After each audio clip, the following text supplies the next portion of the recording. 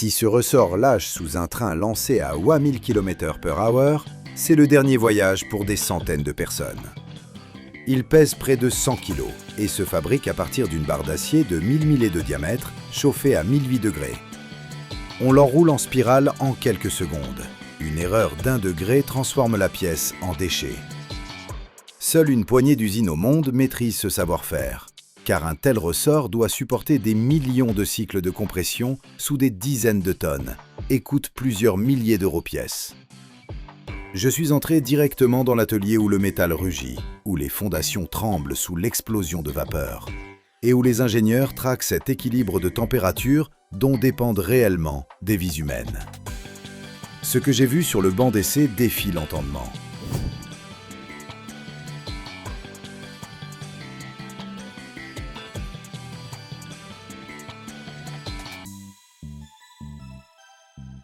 Le problème, ce n'est pas tant de fabriquer un grand ressort. Le vrai défi, c'est de faire en sorte qu'il ne se fissure pas après quelques mois de service. Car ici, la charge n'est pas quelque chose de vaguement intense. Un seul de ces ressorts sur un wagon de chemin de fer peut encaisser en permanence des chocs de plusieurs dizaines de tonnes.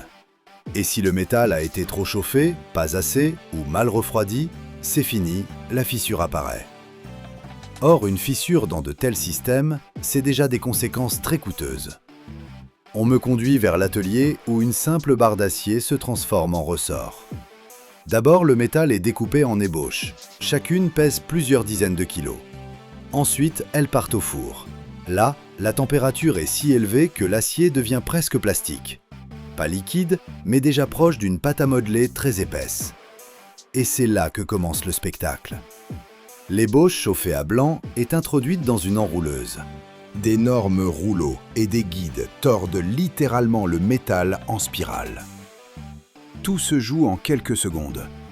La barre incandescente est courbée avec force autour d'un épais cylindre métallique et peu à peu, le ressort prend forme. Impossible de se tromper ne serait-ce que de quelques millimètres. Si le pas d'Espire est incorrect, la charge se répartira de façon inégale.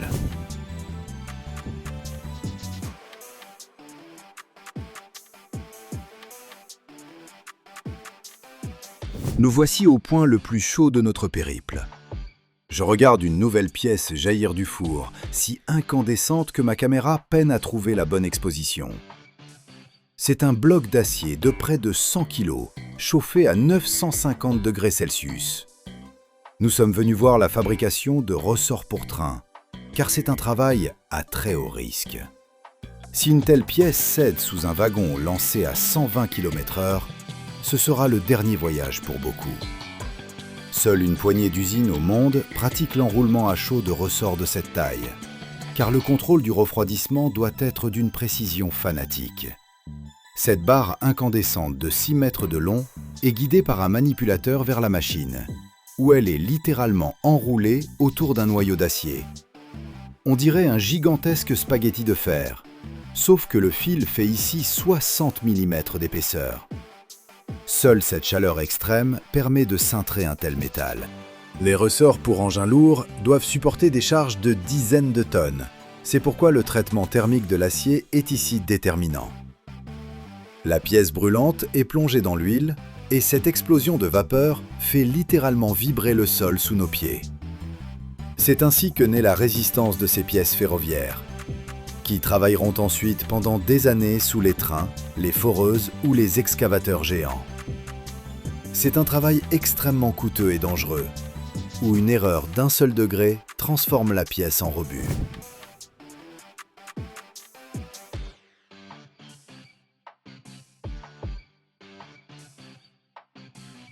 Mais la forme n'est que le début.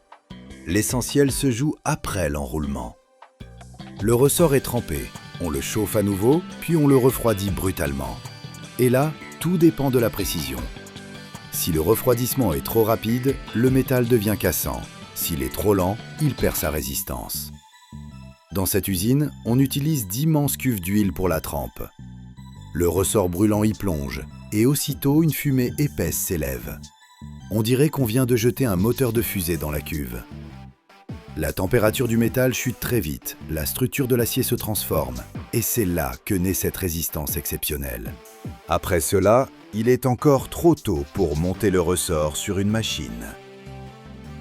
Vient ensuite le revenu. C'est une nouvelle chauffe, mais à température plus basse cette fois. Cela permet d'éliminer les tensions internes du métal, car après la trempe, l'acier devient très dur, mais il accumule du stress à l'intérieur. Et si on ne le libère pas, le ressort peut se briser en plein fonctionnement.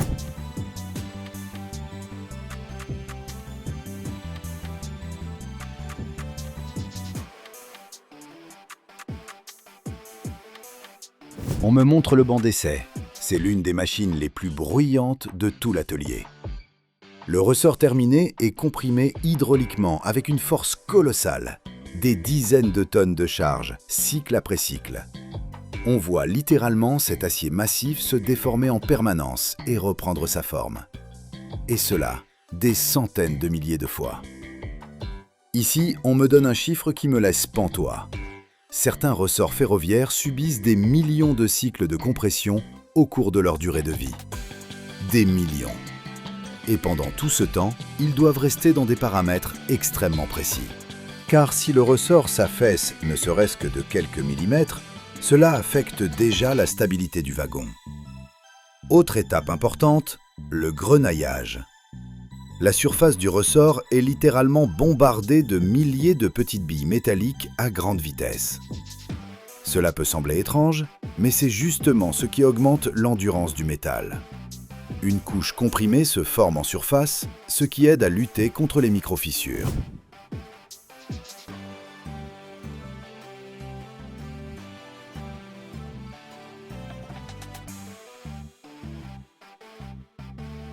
Et c'est là qu'on comprend pourquoi ces usines sont si rares dans le monde.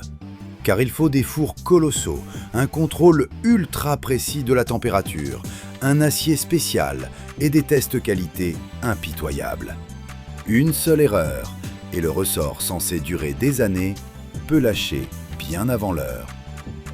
Et puis ces pièces coûtent une fortune, surtout les grands ressorts industriels, pour les mines ou le chemin de fer. Compte tenu de la complexité de fabrication et des exigences sur l'acier, un seul grand ressort peut atteindre des milliers d'euros. Et quand on observe tout ce processus de près, on comprend enfin pourquoi.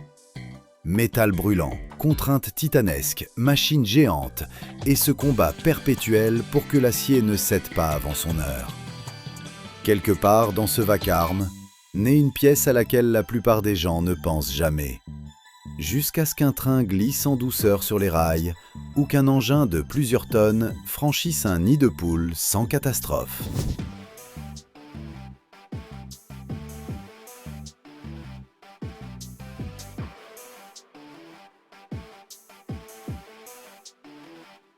Et voici un détail intéressant. Plus le ressort est imposant, plus sa fabrication devient délicate.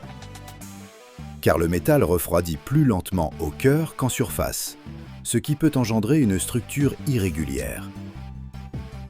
Les ingénieurs sont donc littéralement à la recherche de l'équilibre parfait entre température, durée et vitesse de refroidissement.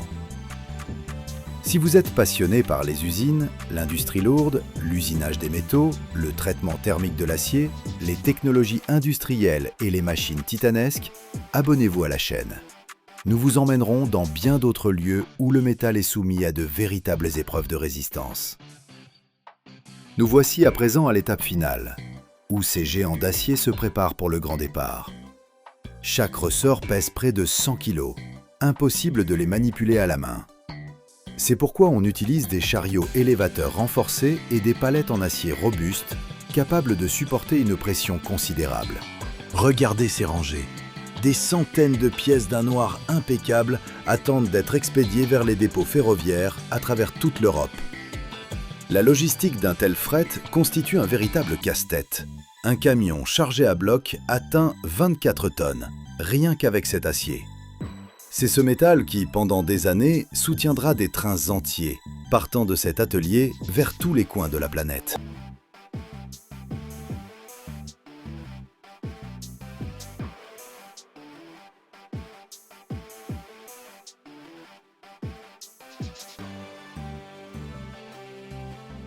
Aujourd'hui, nous sommes dans l'usine qui fabrique de véritables suspensions géantes. Des ressorts pour camions-bennes de carrière. Une machine de 400 tonnes qui roule toute la journée sur des cailloux gros comme votre tête et qui décharge jusqu'à 8 tonnes de minerais. Pour qu'un tel engin ne se disloque pas dès son premier trajet, il lui faut une suspension d'une puissance incroyable. Et voici comment elle se fabrique.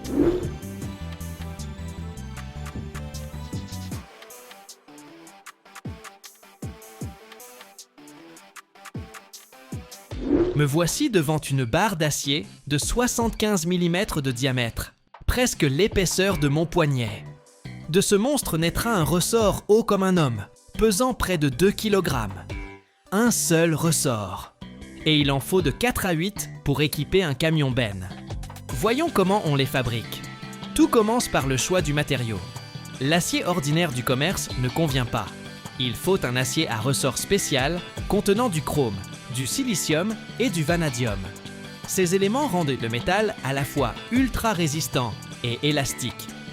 Les nuances les plus courantes sont les 5160 et 9254. Cela sonne comme un code secret, mais il s'agit simplement de la composition chimique de l'acier, où chaque chiffre indique le pourcentage des différents éléments.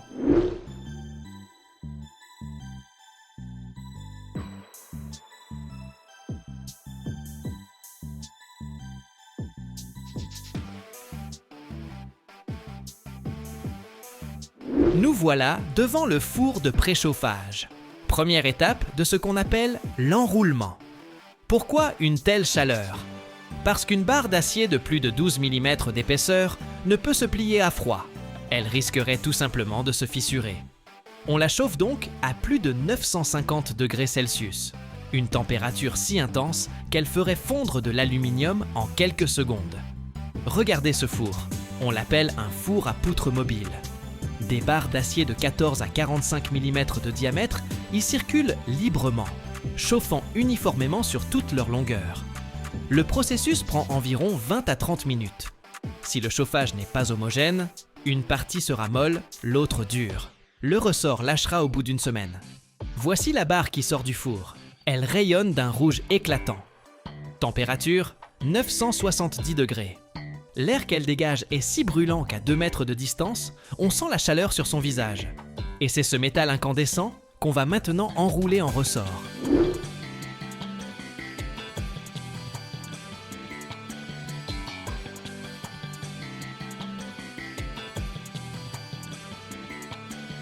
Devant nous se dresse une machine gigantesque, une enrouleuse automatique à commande numérique. Cet engin coûte 1 million d'euros et peut fabriquer des ressorts d'un diamètre allant jusqu'à plusieurs centimètres et d'une longueur pouvant atteindre 2 mètres. Voici comment elle fonctionne. Une barre chauffée à blanc passe à travers un système de rouleaux qui la guide vers le dispositif d'enroulement. Là, 2 gros rouleaux, l'un vertical, l'autre horizontal, pressent le métal avec une force de plusieurs dizaines de tonnes, l'obligeant à contourner une tige centrale, que l'on appelle le mandrin. Une barre de 7 cm et demi d'épaisseur se plie comme de la pâte à modeler, s'enroulant spire après spire. En 5 minutes, la machine fabrique un ressort de 10 à 20 spires, d'une hauteur d'1,80 m. La vitesse d'enroulement? Environ 5 spires par minute pour des barres aussi épaisses. Mais le plus impressionnant, c'est la précision. Chaque spire doit être parfaitement régulière, l'espacement entre les spires, calculé au millimètre près. Un écart de plus de 2 mm et le ressort ne résiste pas à la charge.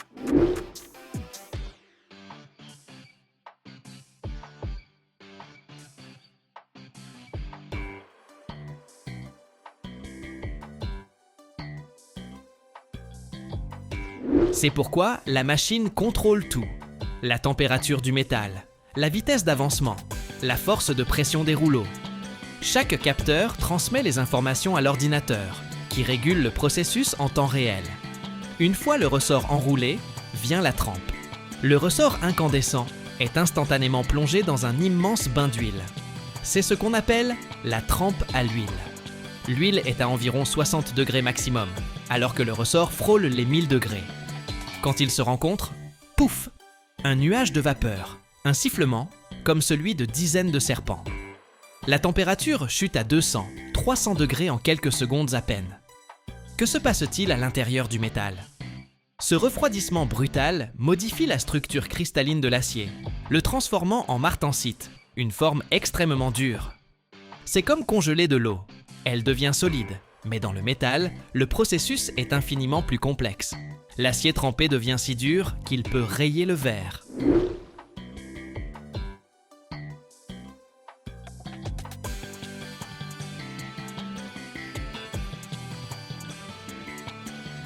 Mais il y a un problème. Après la trempe, l'acier devient friable comme du cristal. Un seul choc, et le ressort peut se briser.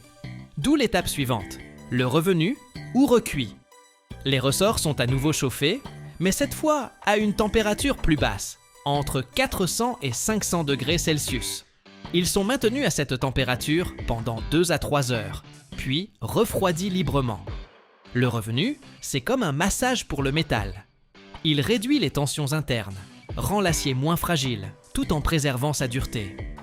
La dureté finale d'un ressort de camion-benne se situe entre 40 et 50 unités sur l'échelle de Rockwell C. Autrement dit, seul un diamant ou un autre acier trempé peut le rayer. Passons maintenant à l'étape suivante, le grenaillage. Regardez cette chambre. À l'intérieur, des milliers de billes d'acier d'un demi-millimètre de diamètre fusent à 80 mètres par seconde et bombardent la surface du ressort. Ce n'est pas une destruction, c'est un renforcement.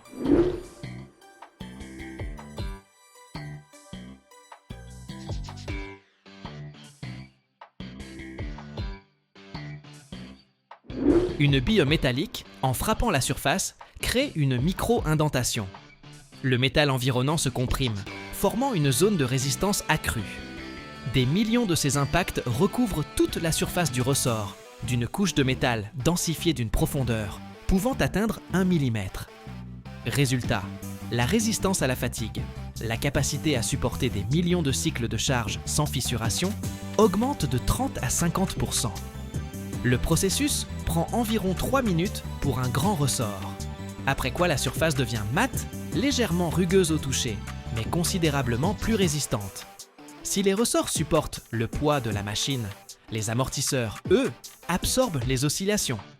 Sans eux, le camion-benne rebondirait comme un ballon après chaque nid de poule, et le conducteur souffrirait d'une commotion cérébrale au bout d'1 an de travail. Devant nous se dresse un cylindre hydraulique d'1,80 m de haut et de 25 cm de diamètre. À l'intérieur, un système complexe de clapets, de pistons et de joints d'étanchéité. Le principe de base est simple. Le piston se déplace dans le cylindre rempli d'huile, la forçant à traverser de minuscules orifices. L'huile oppose une résistance, amortissant ainsi le mouvement.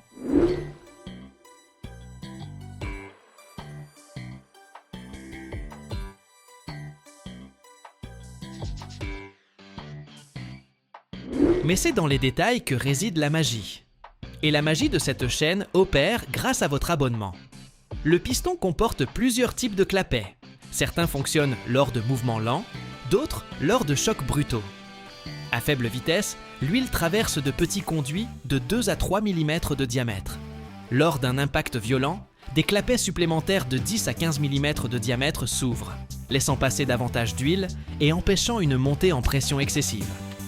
À l'intérieur se trouve également une chambre à gaz, remplie d'azote sous une pression de 20 à 30 bars.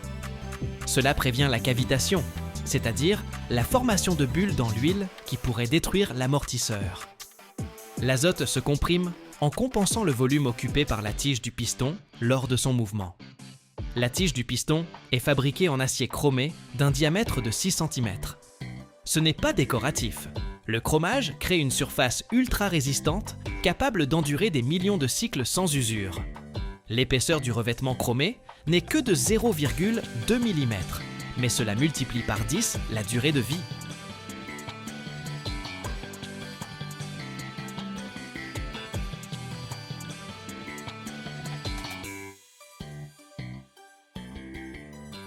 Chaque année, des milliers de machines géantes, capables de transporter des centaines de tonnes de marchandises, voient le jour. Pourtant, bien peu s'interrogent sur ce qui se cache au cœur de ces monstres. Imaginez, des pièces pesant plusieurs dizaines de tonnes, des températures dignes d'un volcan et une pression capable de broyer n'importe quoi. Mais il existe un élément dont presque personne ne parle. C'est précisément lui qui détermine si cette machine tiendra le coup ou si elle basculera dans la catastrophe. Aujourd'hui, nous pénétrons là où naît la force qui maintient en marche ces géants de 600 tonnes. Et croyez-nous, ce que vous allez découvrir bouleversera à jamais votre vision de l'ingénierie. Ne partez pas, car le plus fascinant se trouve là où vous ne l'attendez certainement pas.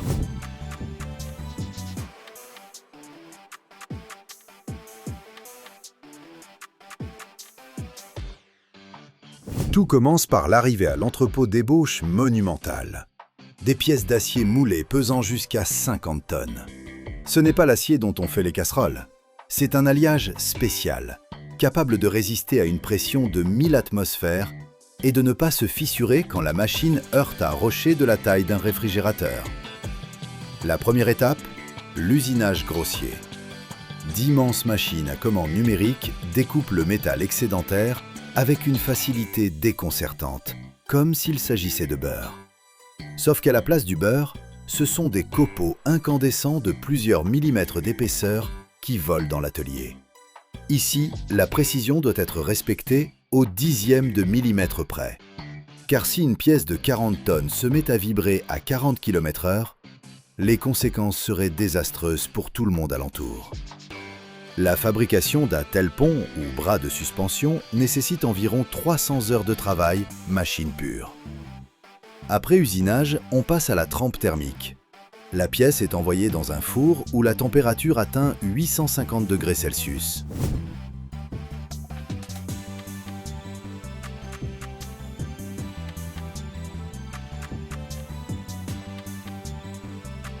Elle rougeoie jusqu'à une teinte écarlate et prend l'allure d'un artefact sorti de la forge d'antiques géants. Puis on la refroidit brutalement dans un bain d'huile spéciale de 20 000 litres. Cela rend le métal incroyablement résistant en surface, tout en préservant une certaine plasticité à cœur, pour qu'il ne se brise pas sous les chocs en service. Vient ensuite le plus fascinant, l'assemblage de la partie hydraulique. Ces machines n'ont pas de ressort classique, car aucun ressort au monde ne pourrait encaisser une telle masse. À la place, on utilise des vérins azote-huile. Dans un seul de ces amortisseurs, on verse environ 150 litres d'huile hydraulique spéciale et on injecte de l'azote sous une pression de 200 bars. Cela permet à la machine de littéralement flotter sur la route, même si le mot « route » dans une carrière relève de la litote. On dirait une seringue géante de 3 mètres de long et 60 cm de diamètre. Quand un tel dispositif réagit à une irrégularité, il absorbe une énergie suffisante pour projeter une voiture de tourisme jusqu'au 5e étage.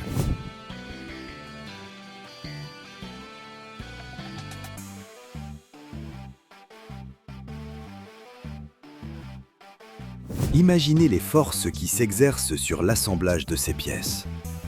Chaque axe reliant les éléments de suspension subit un traitement cryogénique.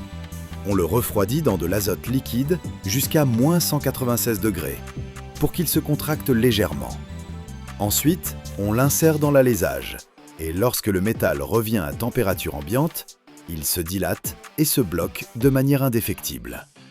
Pour désolidariser un tel assemblage, il faut une presse de 500 tonnes. Ce n'est pas comme donner un coup de clé de 13 dans son garage, bière à la main. Chaque jambe de force terminée passe par des essais sur banc. On la comprime et l'étire 10 000 fois sous charge maximale. Cela ressemble à une danse très lente et très lourde de colonnes d'acier. Sur les écrans, les ingénieurs suivent des graphiques où chaque courbe représente des tonnes de force. Si ne serait-ce qu'un seul capteur affiche un écart d'0,5%, la pièce part au démontage.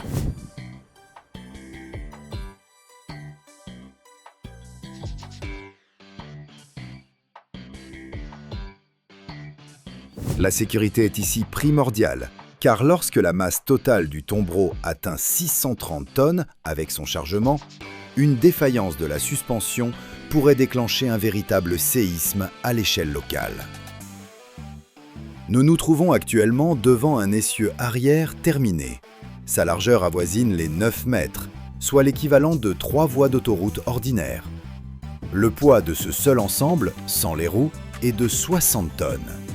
Pour le transporter jusqu'au site d'assemblage du tombereau, il faut une plateforme spéciale et une escorte policière. Maintenant, ajoutez-y les roues. Chacune pèse 5 tonnes et mesure 4 mètres de hauteur. Toute cette structure doit fonctionner sans interruption 20 heures par jour, dans la poussière, par 40 degrés de chaleur ou moins 30 de gel. Un tel tombereau de 400 tonnes consomme environ 170 litres de carburant par heure. Imaginez un peu, chaque minute, 3 litres de gazole disparaissent dans ces cylindres. Le temps d'un battement de cils, 1 litre s'est envolé. Parlons maintenant de la chaussure.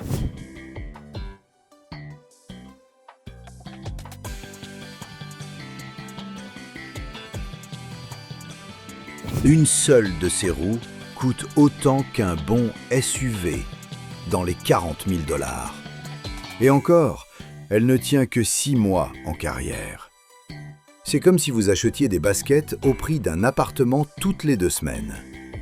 Et si ce mastodonte atteint 64 km/h, il lui faudra 200 mètres pour s'arrêter. 2 terrains de football d'adrénaline pure et de fumée de frein.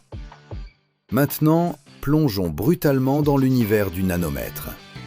Vous vous souvenez de ces galettes de processeurs ? Eh bien, sur 1 mm², moins que l'ongle de votre petit doigt, nous parvenons à loger plus de 100 millions de transistors. Imaginez toute la population chinoise contrainte de s'installer sur un timbre-poste. Les signaux électriques y filent à 30% de la vitesse de la lumière.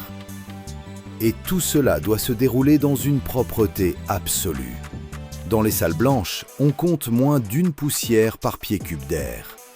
Pour comparaison, dans votre salon, des millions de ces particules voltigent en ce moment même.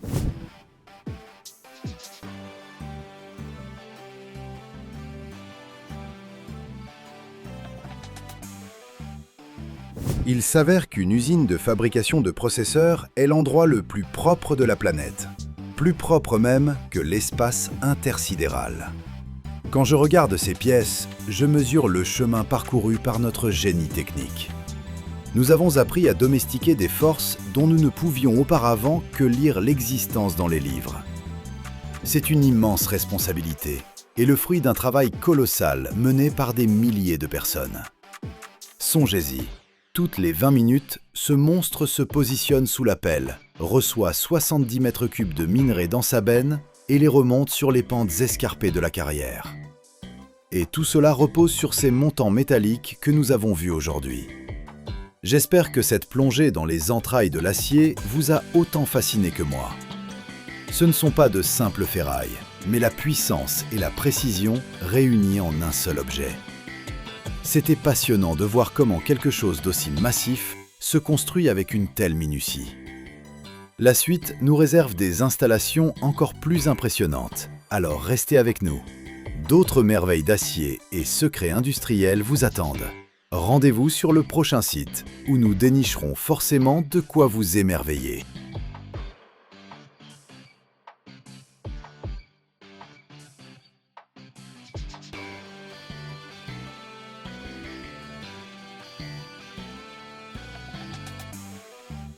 Je me tiens dans ce dépôt américain de vieilles locomotives, où le temps semble s'être arrêté. Des géants rouillés des années 50 reposent sur les rails, tandis qu'autour résonnent les grues et flotte l'odeur du métal chaud.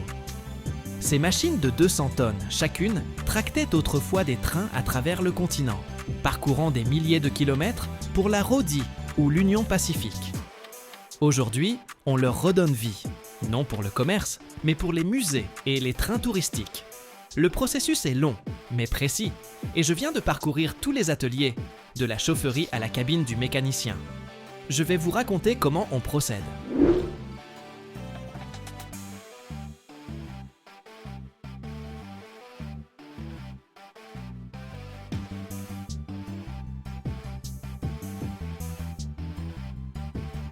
D'abord, le démontage complet. On détache la locomotive du tender, on la place sur une fosse, un puits de 3 mètres de profondeur.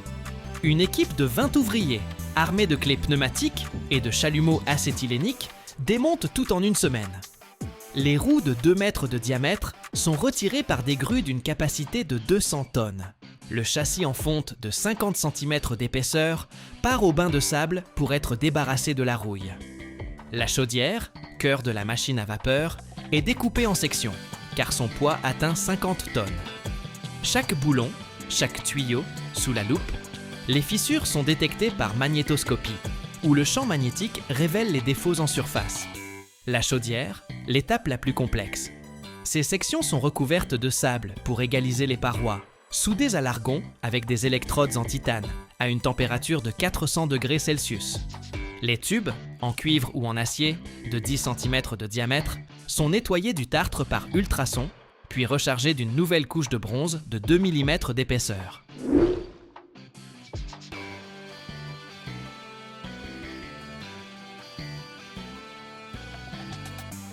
La pression interne est testée à 20 bars. La chaudière est immergée dans l'eau.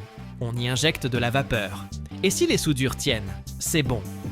Le soudage se fait en continu, avec contrôle radiographique. Chaque cordon de soudure, sur toute l'épaisseur de la paroi, doit être exempt de cavité. L'essieu moteur d'une locomotive, c'est une histoire à part, car de lui dépend toute la marche de la machine à 100 km/h avec un poids de 200 tonnes. Les moyeux en fonte, d'une épaisseur de 10 cm, sont d'abord nettoyés au jet de sable. L'abrasif, projeté sous 6 bars de pression, frappe le métal et retire rouille, crasse et vieille peinture en 1 heure. Le sable, du quartz, granulométrie 0,5 mm, n'éraille pas la surface, mais la polit jusqu'à l'éclat. Ensuite, les moyeux sont lavés à l'eau chaude à 80 degrés Celsius, puis séchés à l'air comprimé. Vient alors le tour. Une machine grande comme une pièce, où la pièce est fixée dans un mandrin et mise en rotation à 50 tours par minute. Des outils en acier rapide enlèvent 1 mm par passe, calibrant le diamètre intérieur à une précision de 0,01 mm.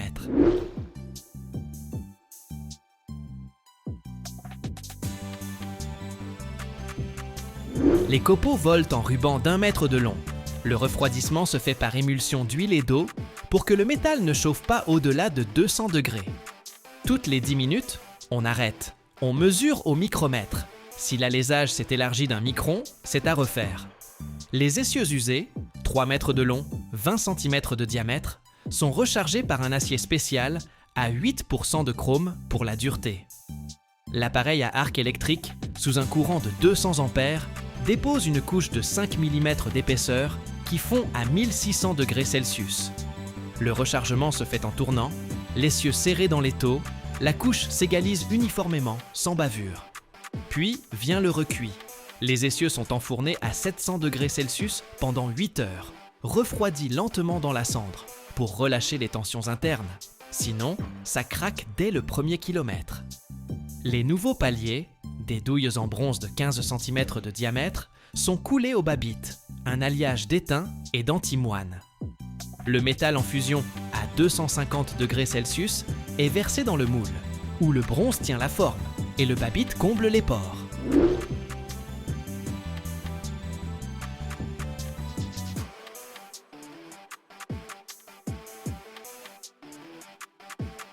On les refroidit dans l'huile à température ambiante pour éviter les fissures. Le roulement en ressort lisse, le frottement minimal. Vient enfin l'équilibrage des roues sur banc d'essai. La paire tourne jusqu'à 200 km/h. Les capteurs détectent les vibrations au gramme près. Si un côté pèse 5 grammes de plus, on fraise millimètre par millimètre, jusqu'à l'équilibre parfait. Sinon, la locomotive tremblera sur les rails comme de la gelée. Les roues terminées reçoivent un émail anti-corrosion, pèsent 2 tonnes chacune, et sont prêtes à porter des milliers de tonnes de fret. La cabine du conducteur, un véritable musée sur rail, où chaque instrument raconte l'histoire de milliers de kilomètres. On démonte tout, vis par vis. Les manomètres aux tubes de cuivre de 5 mm sortent du tableau de bord. On dévisse les capots arrière, on nettoie les mécanismes de la poussière et de la rouille à la brosse imbibée d'essence. Les aiguilles, en laiton, 10 cm de long, sont retirées, poli, puis galvanisé dans un bain de rhodium d'un micron d'épaisseur sous 2 ampères.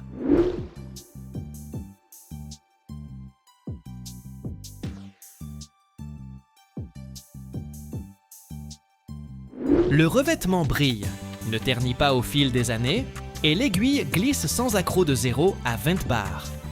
Les contrôleurs de traction, leviers équipés d'engrenages en fonte, sont démontés pièce par pièce, graissés à la pâte graphitée, leur course vérifiée. Chacun doit inverser la marche sous une pression de 5 tonnes sans jeu. Si l'engrenage présente 2 mm d'usure, on le remplace par un neuf, forgé à 1200 degrés Celsius. L'éclairage de cabine, ampoule de 20 watts, verre de 3 mm d'épaisseur, est essuyé. La tension contrôlée à 220 volts.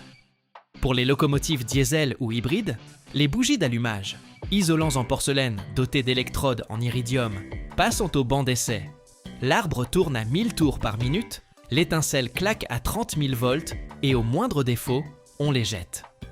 Les pompes d'injection, à piston, cylindre de 20 cm, sont révisées. Les pistons rectifiés au centième de millimètre. Le débit testé, 100 litres par heure sous 10 bars de pression, sans fuite.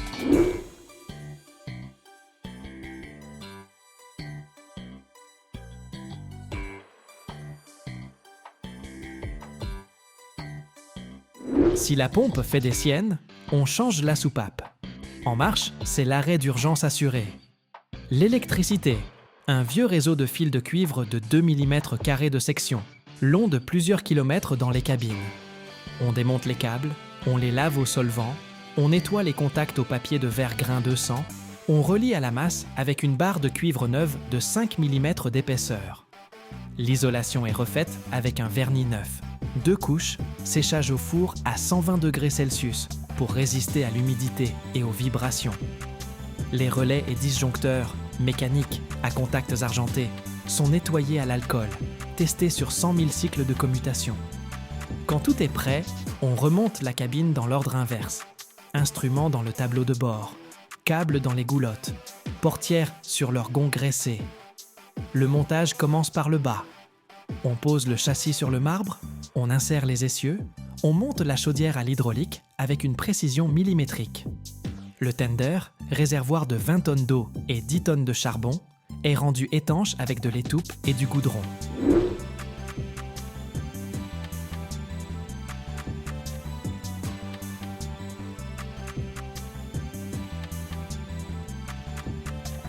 L'épreuve finale se déroule au dépôt. La locomotive tracte des wagons de 200 tonnes à 60 km/h, on monte la vapeur à 5 bars, on vérifie l'étanchéité. Si tout tient, on la peint en noir classique avec des roules à rouge, on inscrit le numéro en lettres d'or. Me voilà là, j'entends le sifflet. Le géant ressuscité est prêt à promener les touristes à travers les Rocheuses. Chaque restauration de ce type coûte des millions, dure 2 ans, mais remet l'histoire sur les rails. Ces bêtes du XXe siècle ont encore de beaux jours devant elles. Abonnez-vous pour ne rien manquer de nos prochaines vidéos.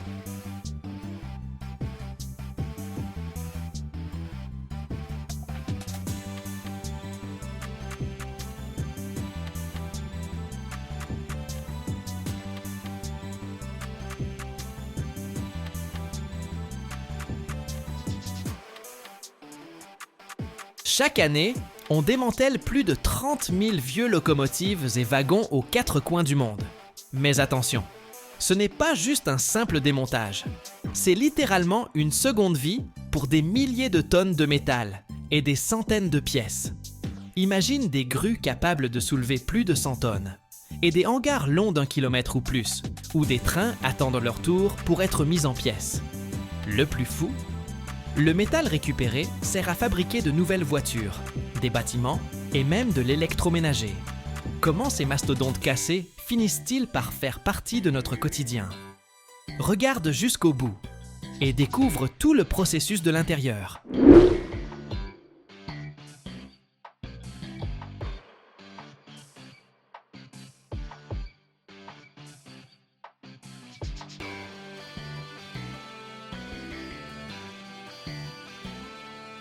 As-tu déjà vu renaître quelque chose qui semblait complètement hors d'usage?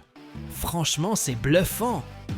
Quand un train ne peut plus transporter ni voyageurs ni marchandises, on l'envoie dans une usine de recyclage spécialisée.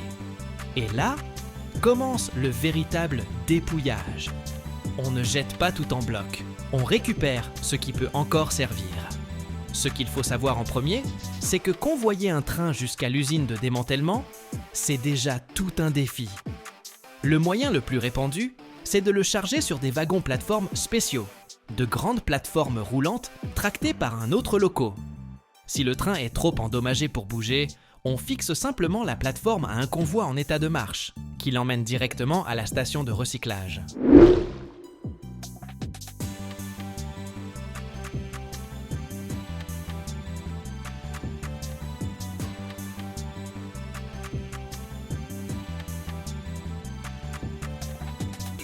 Si l'endroit de destination est trop éloigné de la ligne de chemin de fer, ou si l'on ne peut pas utiliser le rail, on fait appel à des véhicules de transport spéciaux, capables de supporter tout le train d'un coup.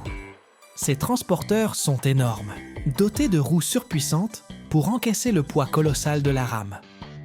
On utilise parfois des remorques surbaissées pour éviter que le train ne touche le sol. Parfois, quand il est impossible de déplacer la rame entière, on la découpe directement sur place, puis on transporte chaque tronçon séparément. C'est certes plus fastidieux, mais ça évite bien des complications pour convoyer de si grands engins.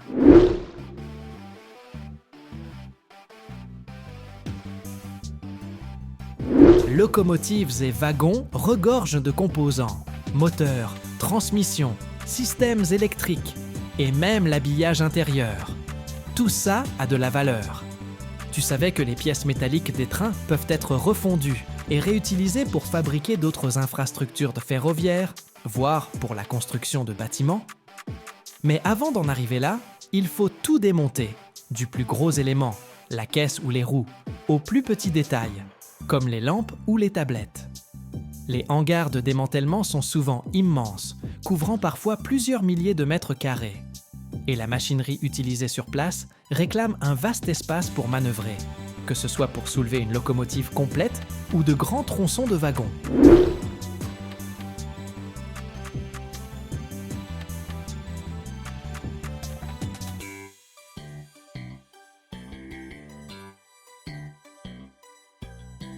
Certains sites disposent de hangars, pouvant culminer à 20 mètres de haut, pour accueillir les plus gros wagons et locos, et d'une surface leur permettant de traiter plusieurs trains en même temps. Souvent, il y a aussi de grandes aires extérieures, où les trains attendent leur tour. Ces zones sont recouvertes d'un revêtement spécial pour prévenir la pollution et garantir la sécurité des ouvriers. Imagine, il faut bien une centaine de mètres pour démonter un seul train en toute sécurité. Donc, certains sites s'étendent sur plus d'1 kilomètre de long.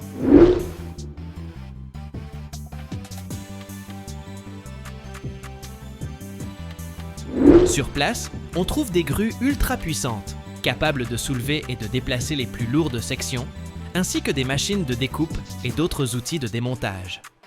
Certaines grues peuvent encaisser plus de 100 tonnes sans broncher, pour manipuler une loco ou un gros wagon. Il existe aussi des zones dédiées au tri des métaux, à la récupération des déchets et à la préparation du recyclage.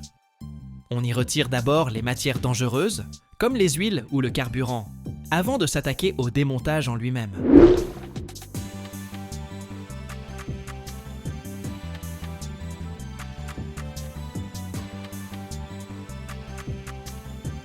La première étape consiste à retirer tous les matériaux à risque, carburant, lubrifiant, batterie et autres substances toxiques ou explosives.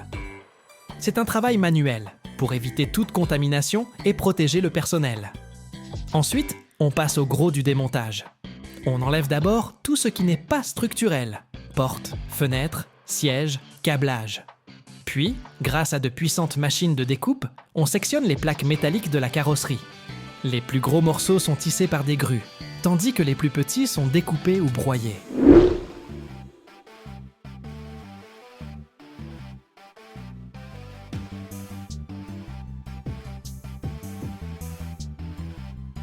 Les locomotives, plus massives, se démontent par étapes.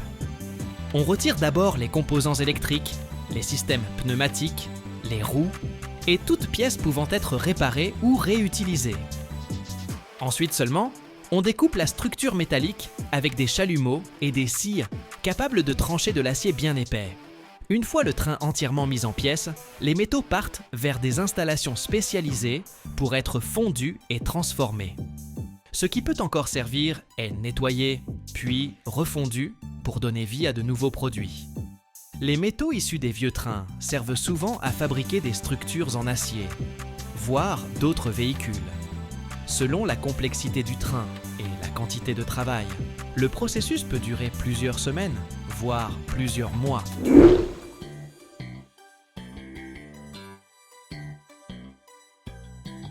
Toutes les pièces métalliques, des roues jusqu'aux caisses, sont envoyées dans des aciéries, où on les fait fondre pour créer de nouvelles pièces, voire de nouvelles rames.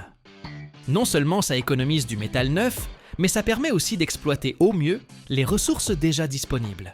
Et oui, le métal d'un vieux train peut servir à fabriquer non seulement d'autres trains, mais aussi des voitures, des structures de bâtiments, du mobilier et même des appareils électroménagers.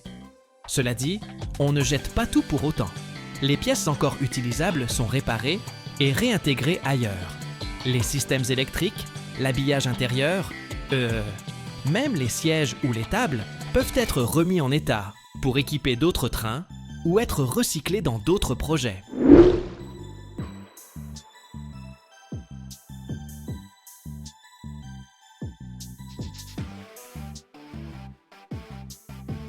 Eh oui! Tu peux parfois retrouver des sièges de train réaménagés dans un aéroport, une gare ou même un hôtel. Quant aux moteurs, ils peuvent parfois servir de base à de nouvelles locomotives ou à des machines industrielles. Maintenant, parlons un peu d'écologie. Quel impact ce recyclage a-t-il sur la planète? Le démantèlement et la refonte des métaux représentent un moyen concret de préserver nos ressources naturelles. Chaque train recyclé, c'est moins de minerais à extraire de la terre. Et ça profite directement à l'environnement. Au lieu de puiser sans cesse dans de nouvelles ressources, on redonne une seconde vie aux matériaux existants. Ça réduit les coûts de production, limite la pollution et freine les émissions de gaz à effet de serre.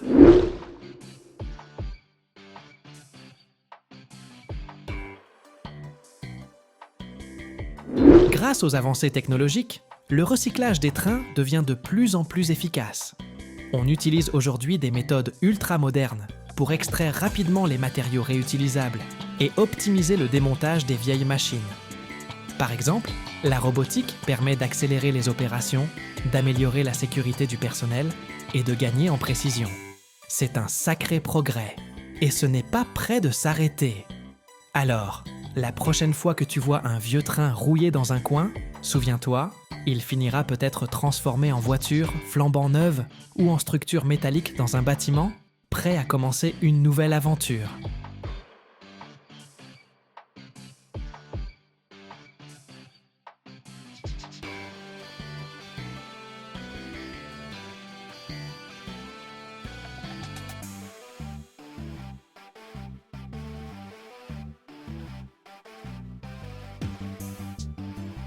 Comment coule-t-on le cœur d'une locomotive capable de tracter 5000 tonnes de marchandises à travers montagnes et déserts sans s'arrêter? Je me trouve à l'usine Wabtec de Grove City, en Pennsylvanie. C'est ici que naissent les moteurs de locomotives de fret, ces géants qui tirent d'interminables convois de marchandises à travers toute l'Amérique. Et avant d'aller plus loin, je veux que vous compreniez une chose. Les blocs cylindres fabriqués ici ne sont pas des pièces au sens ordinaire du terme. Ce sont des monolithes, des masses compactes de fonte de la taille d'un minibus, pesant près de 50 tonnes. Et elles sont coulées d'un seul tenant.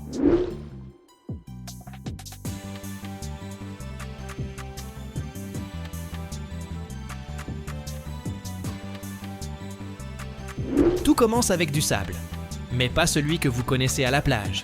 Le sable de fonderie est une matière à part, avec son propre caractère et ses exigences bien précises. On le mélange avec des résines spéciales et des durcisseurs pour qu'il puisse résister au contact du métal en fusion à plus de 1300 degrés Celsius, sans s'effriter, se déformer ni se fissurer. Car si le moule se brise pendant la coulée, 15 tonnes de fonte liquide se répandront sur le sol de l'atelier. Ce n'est pas juste une pièce ratée, c'est une catastrophe. Le moule d'un bloc-cylindre n'est pas une petite chose. On l'assemble dans un espace dédié et il occupe l'équivalent d'une pièce de taille moyenne. Les mouleurs déposent le sable par couches, le tassent, construisent les cavités internes à l'aide de ce qu'on appelle des noyaux. Des inserts de sable qui formeront les futurs conduits du bloc moteur. Circuits d'huile, chemises de refroidissement, logement de piston.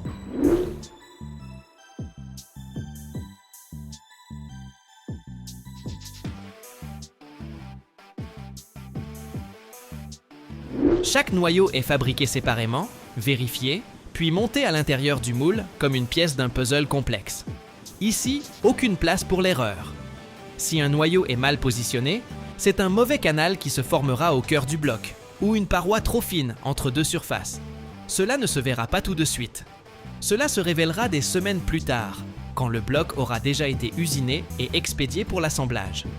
Ou pire encore, sur le terrain, lorsque la locomotive tracte déjà un convoi quelque part dans les montagnes du Colorado. C'est pourquoi le contrôle à l'étape du moulage n'est pas une procédure bureaucratique. C'est une question de sécurité. Une fois le moule assemblé et vérifié, on le ferme avec la demi-coquille supérieure et on le fixe. Il est désormais prêt à recevoir le métal. Et le métal, pendant ce temps, se prépare déjà dans le four de fusion. La fonte pour bloc-cylindre, ce n'est pas simplement du fer avec du carbone. C'est un matériau allié, à la composition chimique rigoureusement définie. On y ajoute du nickel, du chrome, du molybdène. Chaque élément répond à une propriété précise. Dureté, résistance à la chaleur, résistance à l'usure.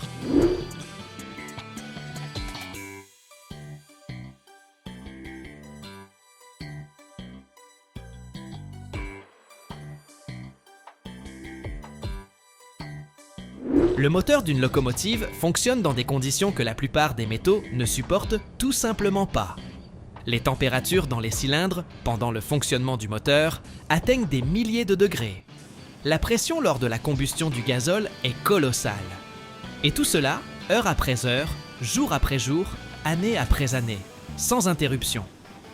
Lorsque le four atteint la température requise et que la composition chimique du métal en fusion est confirmée par analyse, la coulée commence. La poche de fonte liquide, d'un blanc orangé, si lumineux qu'il fait mal aux yeux de le regarder sans lunettes de protection, est amenée vers le moule. Le métal s'écoule à travers le système de coulée, remplit les cavités.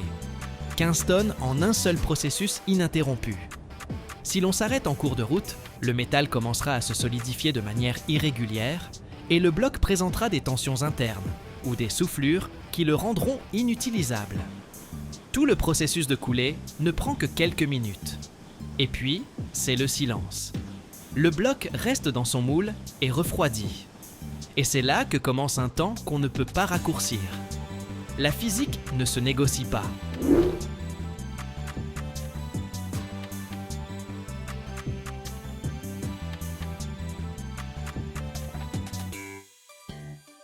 Le refroidissement d'une pièce coulée aussi massive prend plusieurs semaines.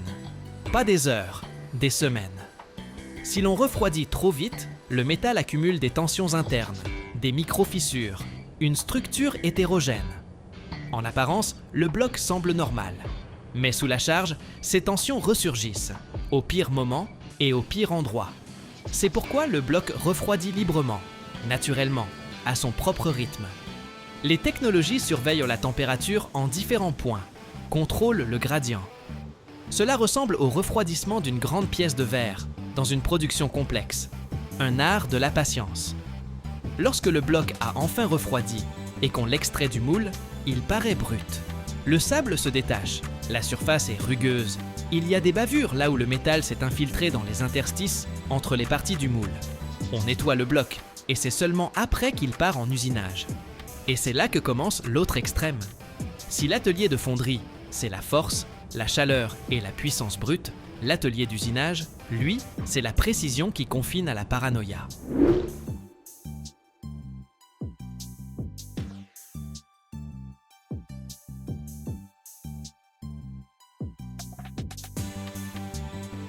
Le bloc est installé sur des fraiseuses multi-axes à commande numérique. Ces machines partent du sol et disposent d'une zone de travail suffisante pour usiner une pièce de la taille d'une voiture. Commence alors l'alésage des logements de pistons. 60 cylindres sur 2 rangées, chacun d'un diamètre de plusieurs centaines de millimètres. Et chaque alésage doit être usiné avec une tolérance de quelques micromètres. Un micromètre, c'est un millième de millimètre. Un cheveu humain fait environ 70 micromètres. Autrement dit, la tolérance sur le cylindre est inférieure à un dixième de l'épaisseur d'un cheveu. Pourquoi une telle précision? Parce que le piston se déplace dans le cylindre des milliers de fois par minute. Si le jeu est trop important, les gaz s'échappent au-delà des segments, la pression chute, le moteur perd en puissance et consomme de l'huile. Si le jeu est trop faible, le piston se grippe. Il existe donc une valeur correcte unique, dont on ne peut s'écarter ni vers le haut ni vers le bas. Pendant que la fraiseuse usine, l'opérateur arrête régulièrement le processus et mesure l'alésage à l'aide d'un alésomètre spécial.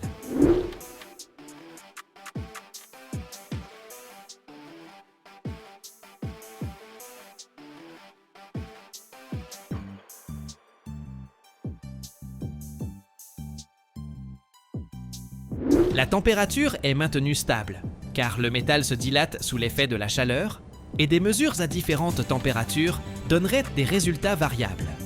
Ce n'est pas une précaution excessive. C'est une condition sine qua non de toute fabrication précise. Outre les cylindres, les machines-outils usinent les logements de roulement du vilebrequin, les portées de l'arbre à cames, les plans de joint, toutes les surfaces où le bloc entre en contact avec d'autres pièces du moteur. Chacune possède sa spécification propre, sa tolérance propre, son contrôle propre. L'ensemble du cycle, de la coulée au bloc achevé, s'étend sur 4 à 6 semaines. Et au terme de ce parcours, apparaît une pièce qui ressemble presque à une œuvre d'art, comparée à la coulée brute extraite du moule.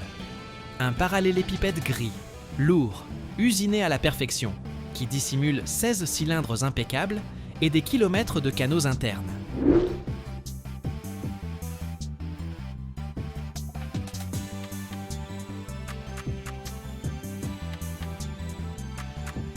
Ce bloc partira à l'assemblage, où il sera équipé de pièces venues de tout le pays. Pistons, vilebrequins, culasses, système d'injection. Et quelques mois plus tard, il reviendra transformé en moteur complet. Le même qui propulsera une locomotive à travers montagnes, déserts et plaines sans relâche pendant des années, des décennies. Et tout a commencé ici, avec un tas de sable à mouler et une coulée de fonte brute.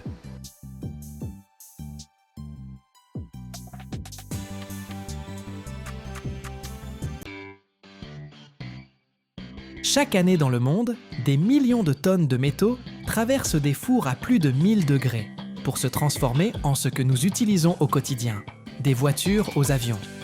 Mais si je vous disais que certains de ces matériaux sont plus légers que le plastique, d'autres plus lourds que l'or, et que certains peuvent survivre aux conditions de l'espace? Dans cette vidéo, vous découvrirez comment le magnésium, le tungstène et le titane naissent de l'eau de mer, de la poudre et de la roche. Et le plus fascinant, un fait sur ces métaux changera votre regard sur les objets du quotidien. Restez avec nous, et vous comprendrez ce dont presque personne ne parle.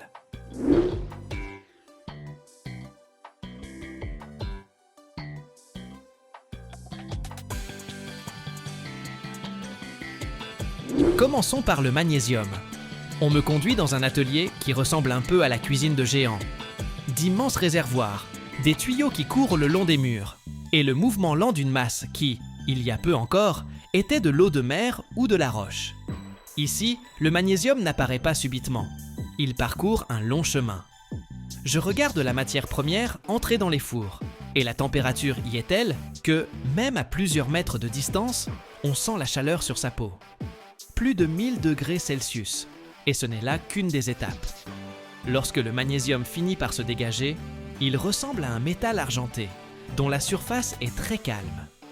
C'est un peu trompeur, car je sais que si on l'enflamme, il produit une lumière si vive qu'il devient difficile de la regarder, même avec une protection. Ensuite, on me montre les lingots. J'en prends un dans mes mains, et c'est là que le cerveau commence à se disputer avec lui-même.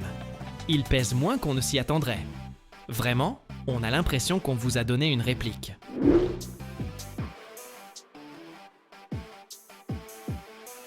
Le magnésium est plus léger que la plupart des métaux, et même certains plastiques semblent plus lourds.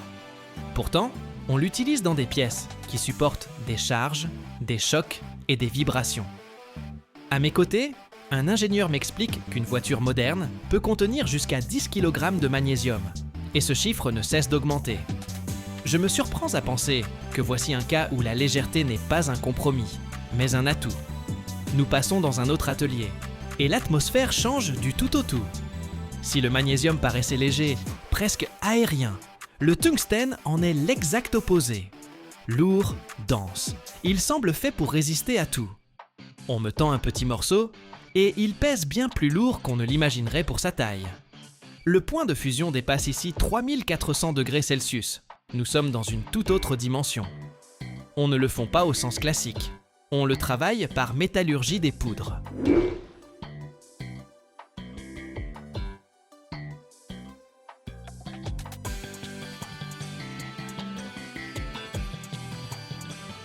J'observe comment une fine poudre est compressée dans un moule, puis fritée au four, et se transforme progressivement en métal dense.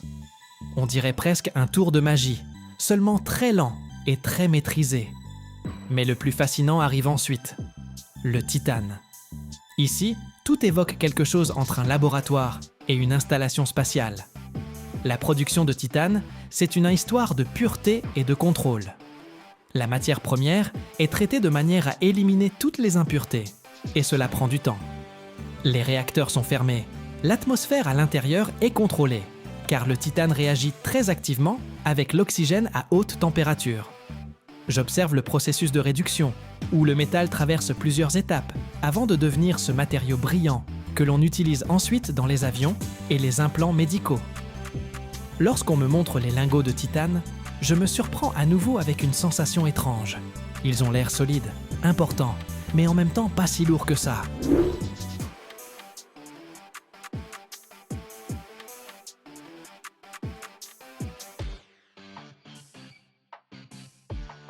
Le titane est environ 2 fois plus léger que l'acier, tout en rivalisant avec lui en termes de résistance. Et c'est précisément ce qui le rend si précieux. Imaginez à quel point il est important de réduire le poids d'un avion, ne serait-ce que de quelques centaines de kilogrammes. C'est une économie de carburant, c'est une plus grande autonomie de vol, c'est une efficacité différente. Je marche entre les ateliers et je pense à quel point ces matériaux sont différents. Le magnésium, léger et rapide, le tungstène, lourd et obstiné, le titane, équilibré et précis. Et pourtant, ils naissent tous de la même idée. Prendre ce qui existe dans la nature et le contraindre à travailler selon nos conditions. Ici, rien n'est laissé au hasard. Chaque degré de température, chaque minute d'usinage, chaque mouvement de la machine, tout est calculé. À la fin, je sors dans la rue, et après le bruit des ateliers, le silence me frappe presque. Je regarde les choses ordinaires autour de moi, les voitures, les bâtiments, les machines. Et je comprends qu'à l'intérieur de tout cela, ces matériaux sont déjà présents. Ils ne crient pas leur existence, n'attirent pas l'attention, mais sans eux, tout fonctionnerait autrement.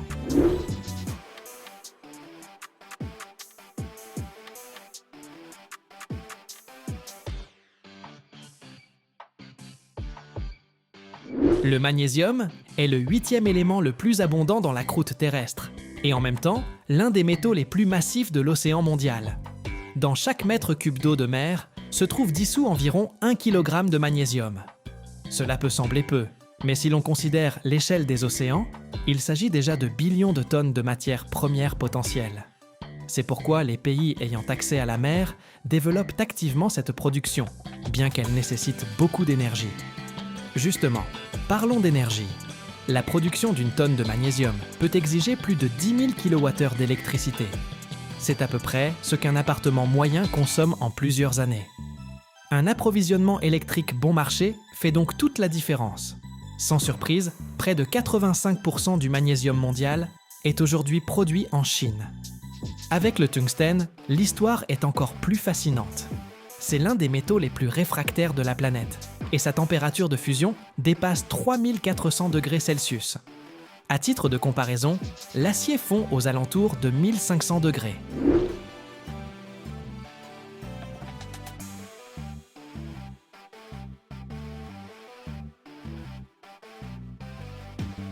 C'est précisément pour cette raison que le tungstène est utilisé là où d'autres matériaux capitulent tout simplement.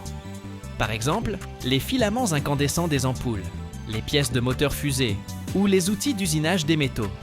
De plus, il est si dense qu'un petit morceau peut peser autant qu'un gros élément en acier. Sa densité dépasse 19 grammes par centimètre cube, soit pratiquement celle de l'or. Le titane, quant à lui, paraît plus terrestre, mais ses chiffres sont tout aussi impressionnants.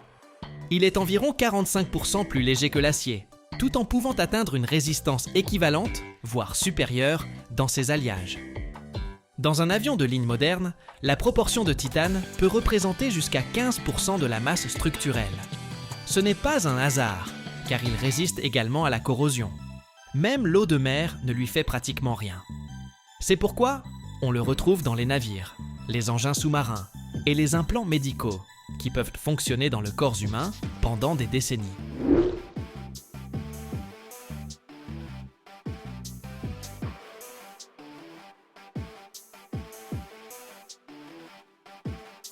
Il y a encore un aspect qui m'a particulièrement marqué. Si l'on compare l'empreinte carbone de la production, le magnésium et le titane sont encore désavantagés face à l'acier, en raison de la forte intensité énergétique des processus. Mais grâce à la réduction du poids des produits finis, ils permettent d'économiser du carburant et de l'énergie lors de leur utilisation. Par exemple, alléger un véhicule de 100 kg peut réduire la consommation de carburant de plusieurs pourcents. Et c'est là que commence une partie de longue haleine, où le matériau amortit son coût tout au long de son cycle de vie. Et un dernier fait qui résume bien toute cette histoire. Une automobile moderne moyenne contient déjà plus de 20 métaux différents, et la part des alliages légers augmente chaque année. Cela signifie que ces matériaux passent progressivement de la catégorie « quelque chose pour l'aviation » à notre vie quotidienne. Et le plus fascinant, c'est que nous ne le remarquons presque pas jusqu'au moment où nous nous retrouvons dans une usine et voyons comment tout cela naît de la pierre, de la poudre et de l'eau de mer.